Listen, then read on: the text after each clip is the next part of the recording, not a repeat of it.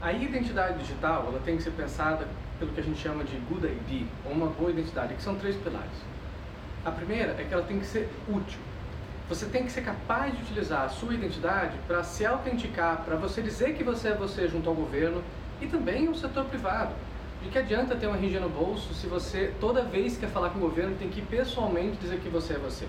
Essa identidade digital, nessa última milha, é o que tem sido de mais revolucionário quando você pensa em Microsoft, Cisco, Mastercard e tantas outras setor privado que estão criando essa solução, Google e Facebook inclusive. E o governo está muito atrás disso, porque a identidade ela não é pensada para ser útil, ela não é pensada para ser colocada para utilização. Mas além de útil, ela tem que ser econômica. E para ser econômica, a gente tem que parar de falar de identidade centralizada para falar da interoperabilidade de bases de dados e da identidade. A gente tem que pensar que os dados têm que se conectar, eles têm que se conversar, que cada um fique com o seu dado, mas que seja uma federação de bases de dados que se converse.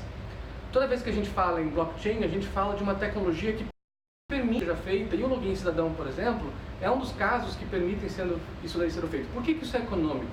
Porque se cada instituição ficar com o seu dado, você não precisa duplicar ele, que é a norma hoje.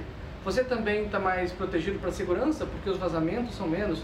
E principalmente você pode criar negócios, governo para governo, setor privado para setor privado, porque a troca de dados passa a ser algo que você pode fazer. Além de ser útil e econômico, a terceira coisa que uma identidade tem que ser é humana. E quando a gente fala em humana, a gente fala principalmente de privacidade e proteção de dados. A Lei Geral de Proteção de Dados está aí e ela deve ser obedecida. Isso significa entender que os dados que estão no governo não são do governo.